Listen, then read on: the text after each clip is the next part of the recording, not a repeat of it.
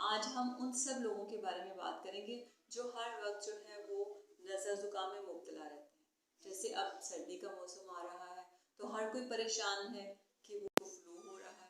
तो आप ऐसे करें कि ग्रिप एकोनाइट 30 जो है वो ले आए जर्मन की, और 5 ड्रॉप्स लें सुबह दोपहर शाम। और अगर कोई ड्रॉप्स नहीं पीना चाहता तो ग्रिप एकोनाइट सिरप ले आए और सुबह दोपहर शाम दें, और इससे आपका जो नज़ला ज़ुकाम है वो ख़त्म हो जाएगा और आप सारी सर्दियाँ जो हैं वो फ्लू से महफूज रहेंगे।